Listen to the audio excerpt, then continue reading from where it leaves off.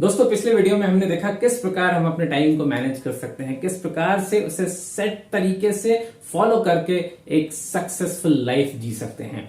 आज के इस वीडियो को आगे बढ़ा रहे हैं और उसी कड़ी में हम ये जानने की कोशिश कर रहे हैं कि आखिर हम अपना टाइम टेबल कैसे मैनेज करें जब हर कुछ प्रायोरिटी पे ही नजर आए। जी हाँ दोस्तों, पिछले वीडियो में हमने सीखा था कि प्रायोरिटाइज करें अपने कार्य को और प्रायोरिटाइज करने के बाद उस कार्य को टाइम के अनुसार कंप्लीट करते रहें।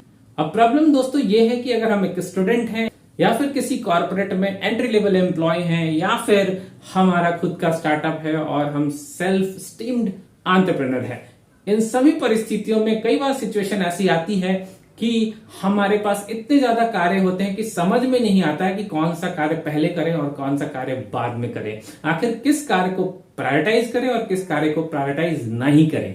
तो इसी चीज को समझने के लिए आज की बेहतरीन वीडियो आपके लिए लेके आया हूं। अंत तक बने रहिएगा, डिटेल में देखिएगा और इस वीडियो के अंत में एक और वीडियो का उदाहरण मैं आपको देने वाला हूं, जो कि मैं अगले वीडियो में आपको समझाऊंगा कि आखिर उस कार्य को कब और कैसे करें जब हमें ये समझ में ही ना आ रहा हो कि करना क्या है। यह दोस्तों, how to do a work when we don't know what to do.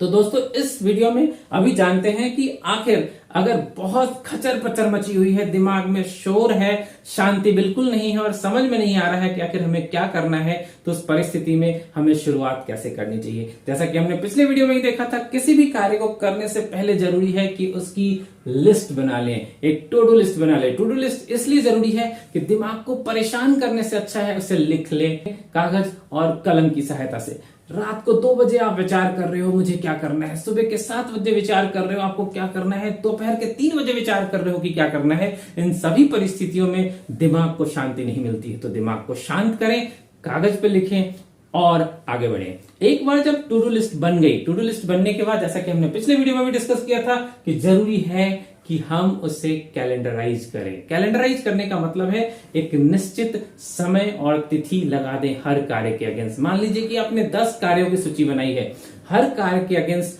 आपको लिखना चाहिए कि वह काम कब और कितने बजे करना है। अगर आप स्टूडेंट हैं, आप पढ़ाई कर रहे हैं, आप साइंस की पढ़ाई कर रहे हैं, ज्योग्राफी की पढ़ाई कर रहे हैं, सोशल स्टडीज की पढ़ाई कर रहे हैं, मैथमेटिक्स की पढ़ाई कर रहे हैं, इंग्लिश की पढ़ाई कर रहे हैं, हर चीज को नियत कर दें, यानी कि कैलेंडर में फिक्स कर दें कि कितने बजे किस तिथि को कौन सा चैप्टर बनाएंगे और उसी समय पे उस कार्य को कंप्लीट करें। नेक्स्ट स्टेज में आता है कि छोटे छोटे विंस सेलिब्रेट करें। अब क्या होता है ना, हमारे प्रोजेक्ट इतने बड़े होते हैं, हम 1 साल का प्रोजेक्ट लेके चलते हैं, हम 6 महीने का प्रोजेक्ट लेके चलते हैं। अगर हम स्टूडेंट हैं तो पूरा का पूरा करियर कोर्स साथ में लेके चलते हैं। हमें लगता है कि एक बार ये कंप्लीट होगा तो वो सक्सेस अचीव होगी, लेकिन उसमें छोटे छोटे विंस भी बना सकते हैं, छोटे छोटे गोल्स बना सकते हैं। अगर हर दिन एक छोटे छोटे कार्यों की सूची बनाई गई है, तिथि निर्धारित की गई है, समय नियत किया गया है, तो उस चीज को कंप्लीट करने के बाद उसे टिक मारे और सेलिब्रेट करें कि आपने उसे कंप्लीट कर लिया है। अब अगर ये प्रोजेक्ट के रूप में हो, अगर आप किसी कंपनी में कार्यरत हैं, आपको कोई प्रोजेक्ट मिला है, आप किसी प्रोजेक्ट पर पे काम कर रहे हैं, कोई इनिशिएटिव पे काम कर रहे हैं और वो इनिशिएटिव अगले 10 दिनों तक चलने वाला है। इसका मतलब ये बिल्कुल नहीं है कि एक बार जब इनिशिएटिव समाप्त हो जाएगा, 10 दिन कंप्लीट हो जाएंगे, रिजल्ट आएगा तभी आप उसे सेलिब्रेट करोगे। जी नहीं, बिल्कुल नहीं। आप उसे भी छोटे छोटे टुकड़ों में बांट सकते हैं और उसे सेलिब्रेट कर सकते हैं। पहला स्टेज ये हो सकता है कि आप डिफाइन करेंगे इस स्टेज को कि आखिर यह कार्य किस प्रकार करने वाले हैं। दूसरा स्टेज शायद ये होगा कि आप उसे एनालाइज करेंगे कि यह काम किस प्रकार से हो रहा है। तीसरा स्टेज शायद ये हो सकता है कि आप उस कार्य को करने के बाद उसके रिजल्ट को चेक करेंगे, क्या रिजल्ट सही आ रहा है। और चौथा स्टेज ये होगा कि वो रिजल्ट अच्छा आए या बुरा आए, दोनों ही परिस्थिति में कुछ न कुछ लर्निंग दे जाएगा। अगर रिजल्ट अच्छा आया तो आप जीत जाएंगे, अगर रिजल्ट बुरा आया तो आप सीख जाएंगे। जी हाँ दोस्तों, इसलिए हर छोटी छोटी परिस्थिति को, हर छोटे छोटे कार्य को कंप्लीट करने के बाद उसे सेलिब्रेट करें। नेक्स्ट स्टेज है प्रायोरिटाइजेशन का। जी हाँ दोस्तों, सारी समस्या यही है कि प्रायोरिटाइज कैसे करें अपने कार्य को। लंबी सी लिस्ट है, कौन सा कार्य पहले करना है, कौन सा कार्य बाद में करना है, बिल्कुल समझ में नहीं आ रहा है। तो प्रायोरिटाइज करने के लिए बहुत आसान है। जैसा कि पिछली बार हमने डिस्कस किया था, अर्जेंट और इंपॉर्टेंट में डिवाइड कर दें। उस पर हम विस्तार से फिर चर्चा करेंगे एक और वीडियो में, लेकिन अभी मैं आपको बताना चाहता हूं कि छोटे छोटे टुकड़ों में उसे बांट दें। कुछ कार्य ऐसे होंगे जो अभी ही जरूरी है, राइट नाउ वो करना जरूरी है। राइट नाउ का मतलब है आज, कल, परसों, एक हफ्ते में, 10 दिन में, लेकिन वो अभी ही करना जरूरी है। ये वो कार्य है जिसको अगर अभी नहीं किया तो वो मुझे नुकसान पहुंचा सकता है, मेरी पढ़ाई को नुकसान पहुंचा सकता है, मेरी कंपनी को नुकसान पहुंचा सकता है, या फिर शायद मेरे स्वास्थ्य को नुकसान पहुंचा सकता है। वो राइट नाउ करना है तो राइट नाउ में तब्दील करते हैं। कुछ कार्य ऐसे हो सकते हैं जो मिड टर्म गोल वाले हैं, यानी कि 6 महीने में कंप्लीट करने हैं, 1 साल में कंप्लीट करने हैं। वैसे कार्यों की सूची को मिड टर्म गोल में डिवाइड कर दे, यानी कि उसे डिवाइड कर दे कि उस मिड टर्म में, यानी कि 1 साल में अगर कोई कार्य पूरा करना है। एग्जाम्पल लेते हैं, जब हम स्कूल में पढ़ाई करते हैं, पूरा का पूरा साल होता है एक क्लास के लिए, लेकिन पूरी किताब एक साथ नहीं पढ़ते।